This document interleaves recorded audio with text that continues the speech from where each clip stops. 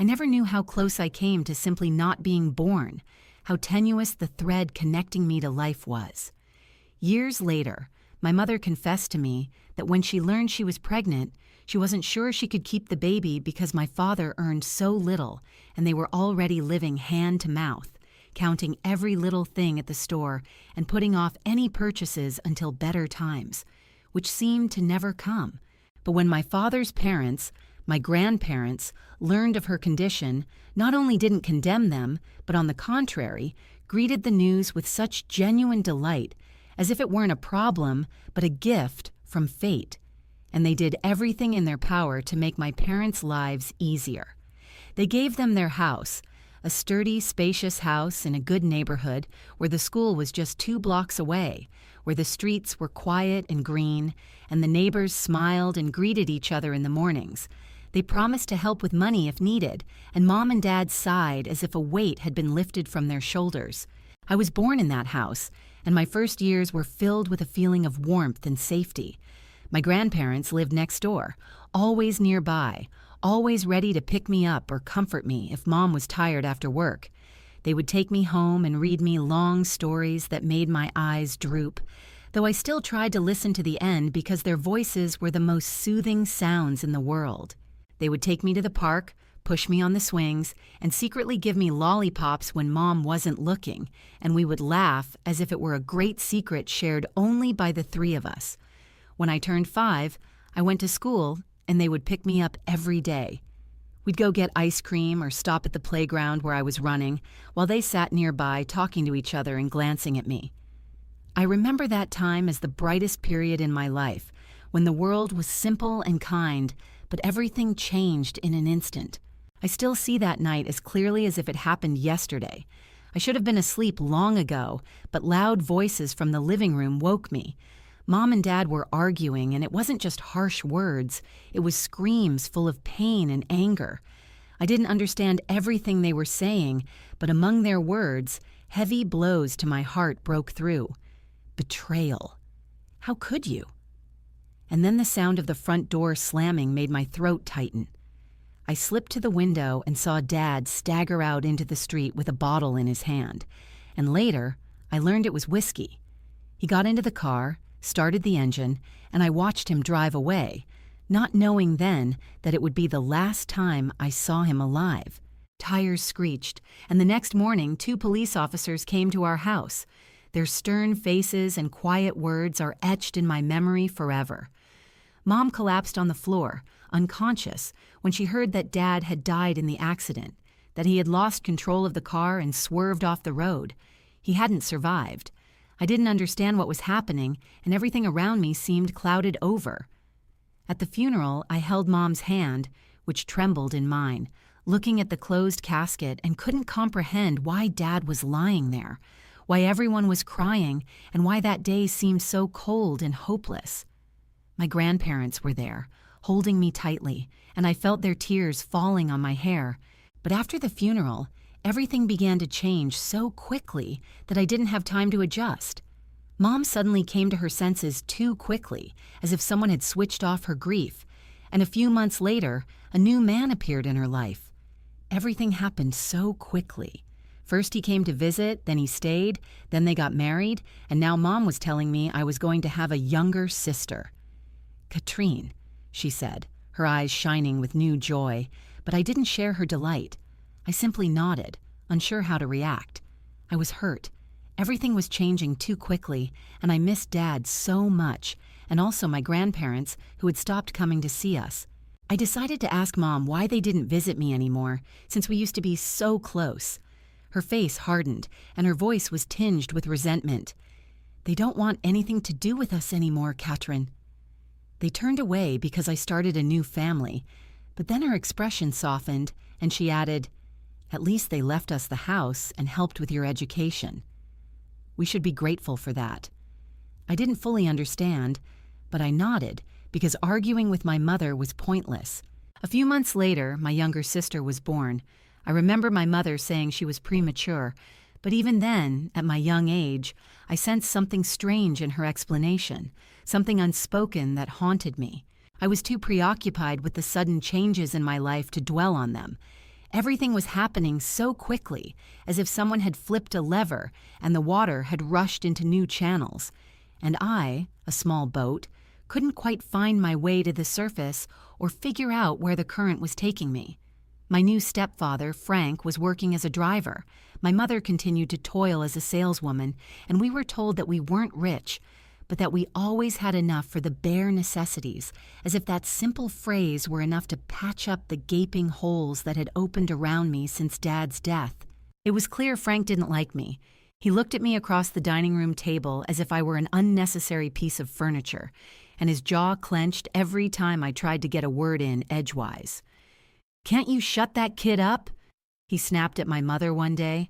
I tried to eat in silence, swallowing crumbs as if swallowing insults, while my mother, like a driven horse, hurriedly set his plate, saying to me softly and with a submissive voice, "Catherine, dear, let's not disturb you now. Go to your room. I'll bring you dinner later." Over time, these moments became more frequent and habitual. Frank became increasingly hot-tempered, and it seemed that everything in the house irritated him, especially me. He called me names when my mother wasn't around, and his face would contort with disgust when he allowed himself to hurl words like, "You're nothing but a parasite," a burden. And I would nod silently, holding back tears, because where else could you cry when your home had become an arena of other people's hostility? What could I do? I was a child whose right to a voice and a place at the table had been taken away. The contrast between the way Frank treated me and the way he treated my little sister was as harsh and sharp as a scalpel.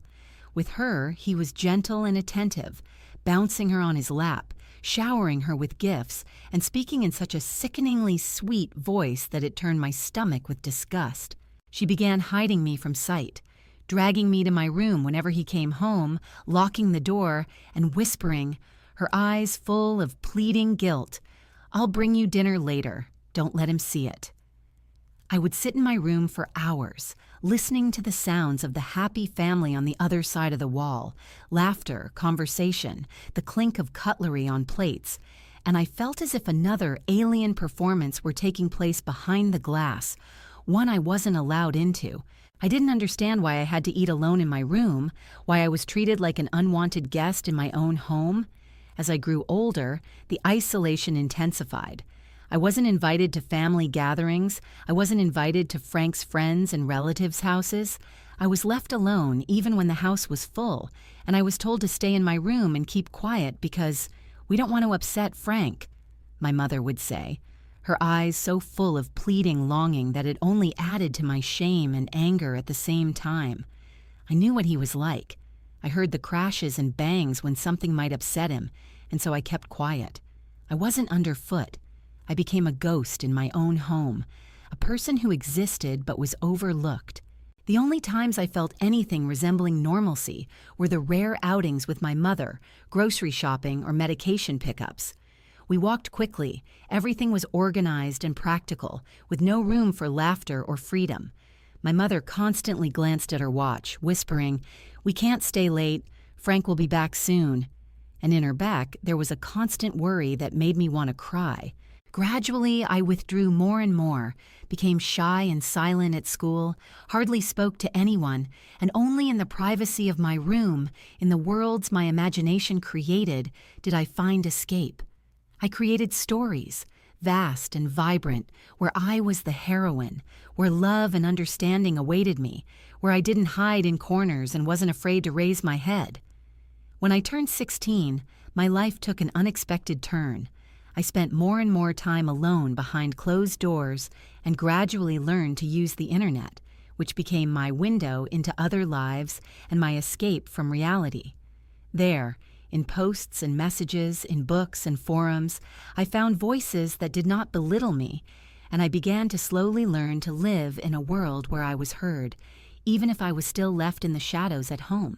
One day, I stumbled across an ad from a small online publisher looking for fresh voices in children's and young adult literature, and something inside me resonated so loudly that, like someone who suddenly remembered the way home after many years, I couldn't pass it by. I submitted a few of my stories, and to my astonishing surprise, They loved them before I even realized it was possible. And then a truly amazing chain of events began. I was invited to work with them regularly, writing texts and helping develop educational apps for children and teenagers. And for the first time in many years, I felt like I was doing something I could be truly proud of. I remember how that night, sitting at an old table with a mug of iced tea, I looked at the list of translations and corrections the editors were sending, and I felt an unusual, almost painful happiness. People liked my ideas, my stories were being published, and most importantly, I was starting to earn my own money. I saved every penny I could, watching my bank account grow, and with each small increase, a thrill built within me I'd never felt before. Like slowly breathing again. One day, feeling especially bold after a large payment arrived, I decided to share the news with my mother, because deep down I longed for someone who had been with me all these years to share my joy.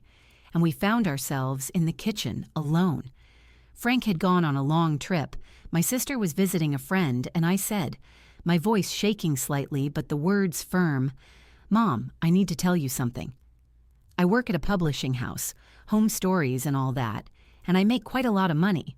My mother's eyes widened at first, and I felt that rare praise followed by emptiness. "Oh, Catherine, that's wonderful. I always knew you were a smart girl."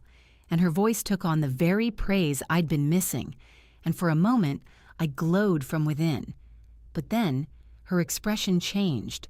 The warmth became calculating, and she leaned toward me as if to whisper a secret. But there was no warmth in her words. "You know, this is perfect timing. We've been having some financial problems lately." My heart sank. I could almost hear my fragile hope crack under the weight of her next sentences. And when she continued, her voice became even, ruthless in its practicality. "This house is so big, and it's expensive to maintain, and raising you wasn't cheap either. We were exhausted trying to provide for you all these years." I sat there, my ears ringing as if I were submerged in water. Wasn't I that kid who was locked away, barely participating in family life? So why should I now be made the payroll for not having a normal family life for so long? "Remember that college fund we put aside for you?" Mom said, avoiding my gaze, and I felt a knot in my chest. "Well, we had to spend that money on a house," she added, and I saw her lips tighten, as if she herself was bitter at the admission. But her tone wasn't remorseful. "You know, now that you're earning your own money, you can support yourself, right?" And I nodded, still stunned, because the words wouldn't come. This wasn't a request or a discussion. It was a decision made without the input of the person it affected. "That's my girl," Mom said, patting my hand as if she wanted to confirm the connection with some gesture, and there was a hint of something I hadn't heard in a long time in her voice. But then, like a switch, she added, "Oh, and one more thing. Frank and I were talking, and we think it would be best if you moved out after high school. We're planning on redecorating your room for your sister. She'll be welcoming you with more space. Understand?"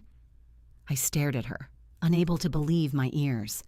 "Move out, but where will I go?" I asked, and her shoulders rose in a slight, almost feigned gesture of indifference. "You're a smart girl, Catherine. I'm sure you'll understand. You have savings now."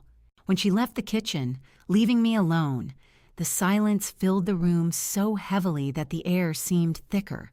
The full weight of her words crashed down on me with such force, as if someone had removed the last carpenter who had sustained my confidence in the future. I was expelled. The word rang in my head like a death sentence. The money I considered my ticket to college and a new life was gone, and my own mother didn't seem to care where I ended up. The months leading up to graduation were a jumble of anxiety and desperate planning. During the day, I threw myself into my studies, determined to somehow graduate from high school with dignity, to at least remain honest with myself and know that I still had a right to achieve my own things in this life. And at night, I worked tirelessly on my writing projects, trying to save every penny and hide from myself the nagging thought that no matter how much I counted and saved, it was still not enough. College tuition, living expenses, books, And that same unpredictable adulthood I only read about in stories on the internet combined weighed more than I had or could ever hope to earn over time. And this realization, like a heavy sea, slowly pushed me to the conclusion that my dreams of higher education were slipping through my fingers like sand. I tried my best to talk to my mother about this once. I hoped, against all hope, that she would change her mind, that she would see not just the numbers and expenses, but the daughter who had lived in the shadows for years, and now, finally, a little bit, found her breath. "Mom," I began, swallowing unevenly, "I've looked at the cost of college, and I don't think I can—" But she interrupted me before I could finish, her voice short and honed by years of survival. "Catherine, we've been through this before. You're on your own now. You'll figure it out." There was no pity in those words, only a cold conviction that her duty was done. Graduation day came and went. Instead of the pride I'd expected, I felt numb, as if someone had taken away my right to joy and left me with an empty pocket and a heavy heart. The next morning, Mom appeared in my doorway with a couple of cardboard boxes, her arms suddenly light, as if she were carrying a celebration, and she said, her voice sounding too cheerful for this morning, "Time to get ready, Catherine." And I looked at her, as if I didn't recognize her.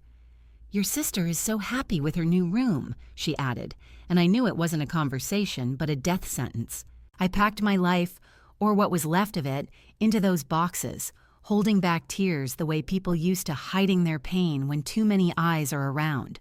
Mom helped me carry them to the front door, and there, on the porch, my meager belongings lay at my feet, and she gave me a quick, awkward hug, whispering, "Good luck out there," and the door closed behind her, leaving those single words like an imprint on me. I stood in the doorway for a moment, stunned, and then, gathering myself, took a deep breath, picked up my boxes, and left the only home I'd ever known. With the little money I had, I'd managed to rent a tiny studio apartment in a rough part of town, where the sound of sirens often kept me awake at night. But it was mine, my little space, where I could finally close the door and not wait for permission to appear at the communal table. I decided to put college on hold for a year. I had no choice, and focused on work, trying to drown out the melancholy with activity. I reached out to my contacts at publishing, practically begging for more work. To my relief, they were more than happy to oblige. "We're impressed with your work, Catherine," my editor told me, then offered a new challenge. "Have you considered writing a few children's books for us?" And I seized the opportunity like a lifeline in stormy waters. I worked around the clock, churning out stories and composing illustrations, sometimes falling asleep over sketches, sometimes waking up in the middle of the night with a new plot. And even though the work was difficult and exhausting, I loved it because for the first time in my life, I felt like I had a purpose, that my creativity was important to someone. Living alone wasn't easy. I learned to budget, saving on everything: electricity, food, tea. I cooked simple meals with just a few ingredients and discovered that soup made from torn breadcrumbs and canned vegetables can be quite edible when it's the only option. I learned to navigate the public transportation system to get to the editorial office, and I even somehow made a few friends in the building where other young people like me lived, trying to survive on their own. But despite my best efforts, saving for college remained a pipe dream. Every time I thought I was finally making progress, another expense would crop up. A plumbing emergency in my apartment that cost me a day finding a repairman and money to replace the pipes.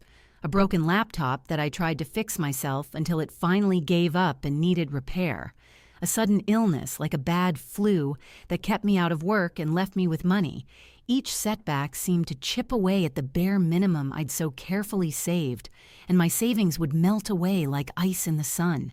A year had passed since I left home, and life, though still difficult, seemed to be my own, with all its difficulties and small victories, when suddenly my phone rang and a number I never expected to see again appeared on the screen. My heart sank, my hands grew cold, and when I answered, my mother's voice sounded on the line. Cloyingly sweet, and at the same time alien, as if she had rehearsed this intonation beforehand. "Catherine, darling, how are you? I missed you so much." Her words were unusually soft, but that was precisely why anxiety immediately pierced me, because I knew all too well that behind such sweetness there was always some kind of calculation. "Why don't you come visit us this weekend?" she continued, as if the door between us had never existed, the one that slammed behind me the day I was kicked out of the house.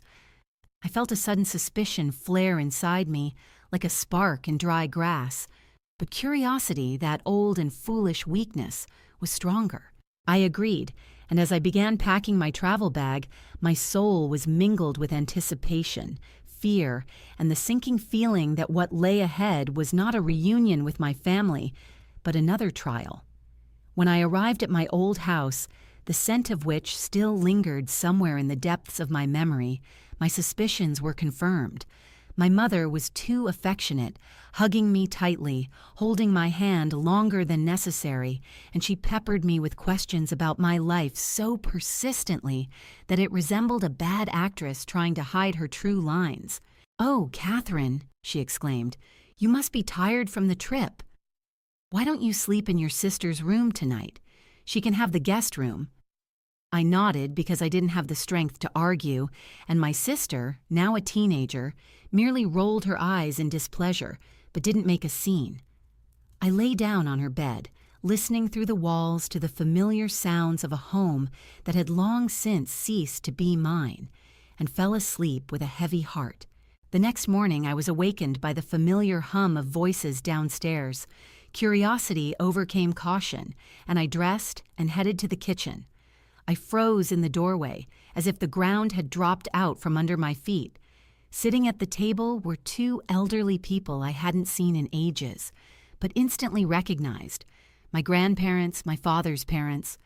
A smile lit up my grandmother's face, her eyes lit up, and she extended her arms toward me. "Catherine. Oh, look how you've grown." I stood there, unable to move, while they explained why they had come. "We'll be moving to a nursing home soon," Grandpa said, his voice hoarse and trembling with emotion. "But before we go, we wanted to make sure you're doing well, that you're thriving." "Yes," Grandma interjected, leaning toward me. "Tell us about your college, dear. Where are you going?" I opened my mouth, unsure what to say, because I didn't have a pretty story to tell them. But before I could utter a word, Mom interjected, "Oh, Catherine's doing wonderfully in school, isn't she, dear?" "Top of the class, as always." I stared at her, digging my nails into my palm to keep from screaming, unable to believe how this lie rolled off her lips so easily, as if rehearsed beforehand. Grandma and Grandpa looked pleased with her words, but their eyes still held questions. "That's wonderful," Grandma said, "but could we have a little chat with Catherine alone?" "We'd love to talk." Panic flashed across Mom's face, and she quickly interrupted. "Oh, I don't think that's necessary. Catherine is very busy, isn't she, dear? In fact, we should probably finish this conversation quickly." And then she changed the subject to other trivial matters, barely allowing me to get a word in edgewise, as if afraid I'd ruin her carefully constructed picture. As the visit drew to a close, I felt Grandma gently touch my hand and place it in something small and hard. I looked down and realized a business card hidden in her palm like a secret message. She squeezed my fingers with her trembling hands, and her gaze spoke louder than words. As soon as the door closed behind them, Mom changed immediately. Her smile faded, her eyes darkened, and her face took on that cold, indifferent expression I'd known all too well since childhood. "Well, that's it," she said, clearing the table as if the conversation and meeting had never happened. "You should probably go home, Catherine. I'm sure you have things to do." I stood rooted to the spot, feeling the business card burning a hole in my pocket, until my mother gently but firmly pushed me out the door. The warmth and affection that had momentarily seemed real melted away, giving way to the cold detachment I'd grown up with. When I returned to my tiny apartment and closed the door behind me, I took out the business card. My fingers trembled, as if my grandmother had slipped it not into paper, but into a key to something important. And I pressed it to my palm, trying to calm my heart, which was beating as if it knew everything was about to change. I dialed the number with trembling fingers, my heart pounding so hard in my chest that I barely heard the dial tone.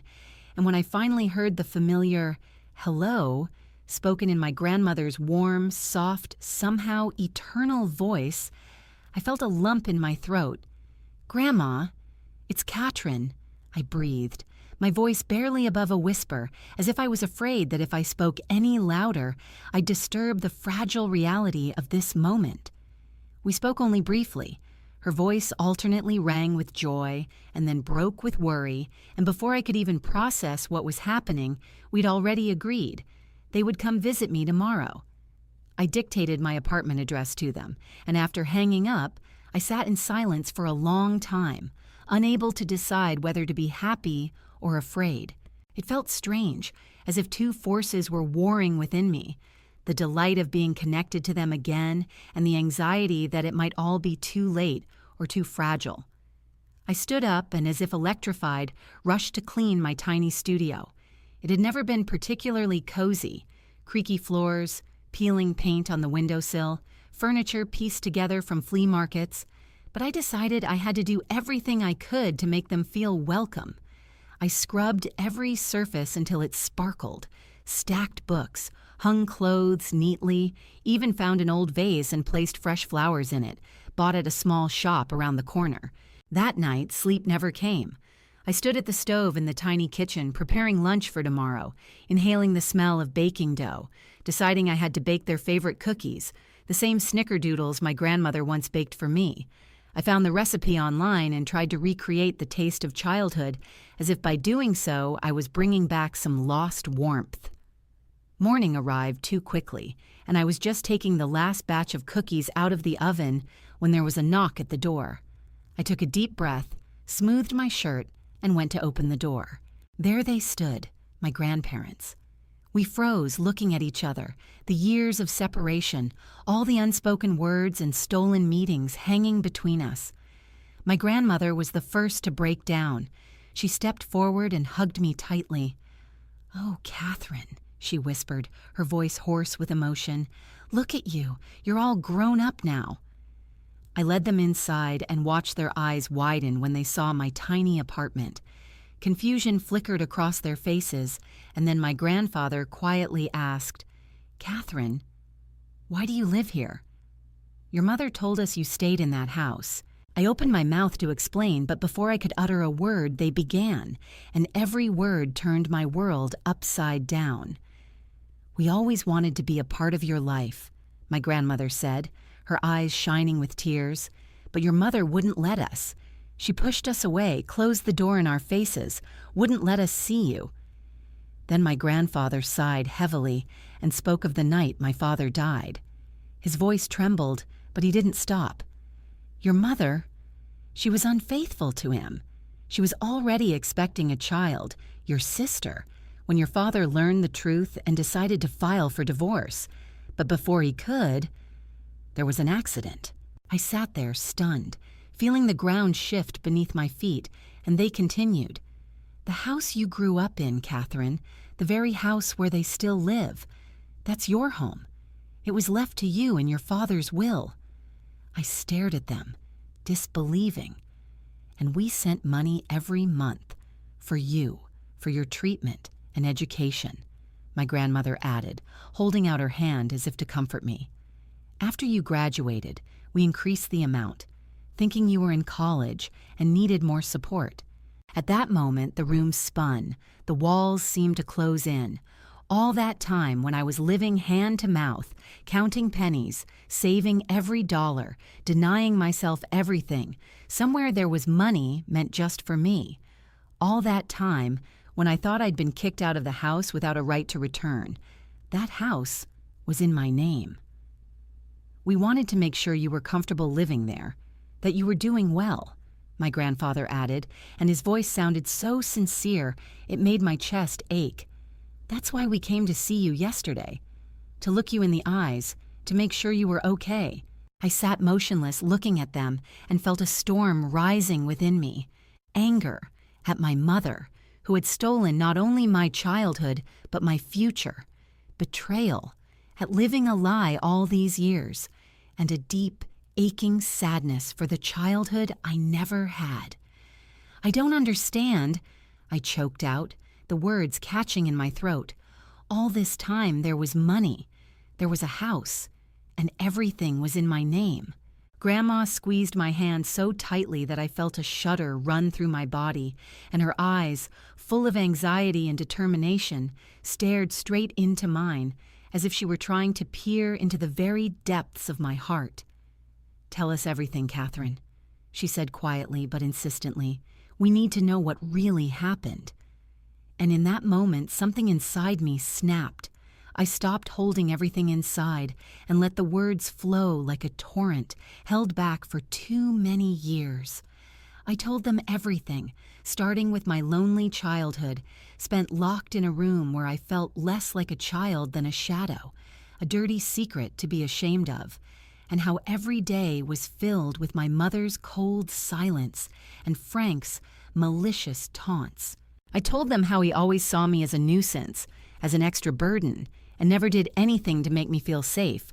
I explained how they had taken away my hopes for an education, taking away the money I'd been promised for college, and how one day, like they'd thrown away something they didn't need, they'd thrown me out the door, leaving behind only a few boxes of my belongings and a bitter feeling of worthlessness. I confessed that I'd worked nonstop, taking any odd jobs, and that my dreams for the future had been dashed again and again until I'd ended up in this tiny apartment, where the only bright spot was my attempts to write children's books, the very ones that gave me the illusion that I could give children what I'd never had myself. And perhaps the hardest thing was admitting that I'd never known about the money they'd been sending me all this time, the help they'd been sending, believing I was studying, building my life, while I sat there, breaking down, trying to survive, thinking I was completely alone. As I spoke, I watched my grandparents' faces change, first shock, then pain, and then fury, such righteous anger that it took my breath away. My grandfather's face flushed, his lips pressed into a thin line, and his hands trembled with tension until they clenched into fists. "This is unacceptable," he growled, his voice echoing throughout my small room. "What your mother did is not only betrayal, it's theft. It's an insult." He leaned toward me and said so firmly that I believed him immediately, "We will make it right, Catherine. I promise you." My grandmother nodded, and in her eyes I saw an iron resolve that reminded me they were always stronger than I could have imagined. They stood as one, and that very day they began to act. They found one of the best lawyers in town, and over the next few weeks I watched, mesmerized, as they fought for me with tireless tenacity. The trial was brutal. Every minute in the courtroom seemed like an eternity. Mom and Frank tried to paint me as a rebellious and ungrateful child who had run away, but their words crumbled like a house of cards under the weight of irrefutable evidence. Bank statements clearly revealed years of misuse of funds, and neighbor after neighbor confirmed my isolation, recalling how rarely they saw me outside, how my windows were always tightly shut. In the end, justice prevailed, and the day the judge handed down the ruling is forever etched in my memory. Mom and Frank were evicted from the house that was rightfully mine, and all the unpaid child support that had accumulated over the years was ordered to be paid in full. As we left the courthouse, I felt two emotions colliding inside me: the sweet vindication that the truth had finally been revealed, and the heavy sadness that with this decision, the family as I knew it, however unhappy, had finally disappeared. But from the ruins of the old, I found a new family, a real one. My grandparents were determined to make up for lost time. They helped me move into my own house, and the very word mine still felt surreal to me for a long time. They gave me money for college, sat with me for hours, discussing colleges with me, weighing my options, supporting me as if I were their little girl again. In the end, I chose a school near the nursing home they were planning to move to, and it was comforting to know that we would be close after so many years apart. For a while, everything seemed perfect. I visited my grandparents often, soaking up their love, their care, listening to their words of wisdom. We played board games, laughed at old movies, and sat for hours talking about everything under the sun. They told me stories about my father, filling in the gaps in my own history, bringing his image to life in my imagination, and each time I felt a piece of my soul heal. But life is always cruel. It gives with one hand and takes away with the other. And just when I was beginning to adjust to a new reality, enjoying the love and presence of my grandparents in my life, tragedy struck. My grandfather was the first to go. A sudden heart attack took him quickly and without warning, leaving my grandmother and I stunned. She didn't last long, only 2 months. The doctors said it was natural, but deep down I knew the truth. My grandmother simply couldn't live without him anymore. Her heart gave out not from illness but from longing. I was left alone, and the silence that surrounded me after their departure was so deafening that at times I felt like I would suffocate. The grief was unbearable because I'd only just found them, only just begun to feel the warmth of their care, only just allowed myself to believe I did have a family after all, and now they were gone. Every day I woke up with a heaviness in my chest, and every night I fell asleep feeling as if a whole piece had been ripped out of my soul. I tried to hold on, tried to hide behind my studies, burying myself in books, lectures, and assignments because thinking was the only escape from the pain. But no pages could fill the emptiness. Every holiday, be it Christmas or Thanksgiving, became a trial for me.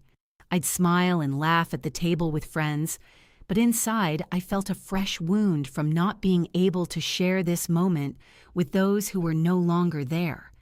Every milestone, a new exam, a good grade, a victory, brought not joy, but a quiet melancholy, because their voices, so full of pride, would never be heard again. As the years passed, life gradually found a rhythm I'd never even dared to imagine possible. I graduated from college with honors, and that moment proved to myself that I could be strong, no matter what. I managed to land a job at a prestigious publishing house, the same one that had given me my first chance as a teenager, writing my first children's books. Thanks to an inheritance from my grandparents, I was able to buy my own apartment near work, a small but cozy place that, for the first time in my life, truly belonged to me. My financial situation gradually strengthened, and for the first time, I felt the stability I'd dreamed of for so many years. I rented out my grandparents' house and even my childhood home, turning them into a source of steady income. For the first time in my life, I could afford not to fear the future. I could make plans, and most importantly, I could breathe deeply without feeling like I was floating on air. I was truly happy. I had friends with whom I shared joy and sorrow. I had a fulfilling career where my efforts were appreciated. And finally, I had that sense of peace that had once seemed an unattainable dream. But I knew. Life has a way of throwing surprises when you least expect them. That Sunday afternoon, as I sat reading on the couch, the phone rang. The number wasn't saved, but as soon as I saw it on the screen, my heart sank. I immediately recognized who it belonged to. I picked it up with a mixture of curiosity and fear, and in that same second I heard a voice, cloyingly sweet, full of false tenderness, a voice that once knew how to hurt. "Catherine," my mother drawled, and her tone rang with that same false affection I remembered all too well. "Darling, how are you?" Before I could open my mouth, she spoke quickly, almost breathlessly, launching into a sob story. My sister was pregnant, her husband had left her, and they, Mom, Frank, and my sister, were all crammed together in a tiny rented apartment with nowhere to go. I listened to her voice alternate between pleading and crying, her voice rising and falling, her voice playing with emotions, and it all sounded so familiar. So similar to what I'd heard as a child when she could manipulate any word. "Please, Catherine," she begged, "your childhood home. It's yours now, isn't it? We could stay there, just for a little while, until we get back on our feet. We're family. Help us." And in that moment, memories came flooding back. Lonely nights behind closed doors, years of indifference and ridicule, The day I was kicked out, left with a couple of boxes and no chance. I was silent for a long time, and then finally spoke. Family? My voice was firm, and I surprised myself with its strength. Where was this family when you locked me in a room like I was a dirty secret? Where was this family when you kicked me out, leaving me with nothing? Catherine, that's all in the past, she tried to object, but I interrupted. No, Mom. It's not in the past. It's still here because every time you reach out, you want something from me. Always something. I heard her thrashing about, searching for the right words to recapture my affections, but I was no longer that frightened, beaten-down girl. Do you want my advice, Mom? I said calmly but coldly. Sort it out yourself. Solve your problems yourself. Isn't that what you told me when you kicked me out? She sobbed and tried to say something, but I already knew I wouldn't let her back into my life. Good luck, I added, echoing her own words to me all those years ago. You'll need it. I hung up without waiting for an answer, my hand shaking as I blocked her number. But along with the shaking, I felt a weight lift from my shoulders that I'd carried my whole life. For years, I'd lived with the burden of her abandonment, her neglect, her lies, and now, at that very moment, I was finally free.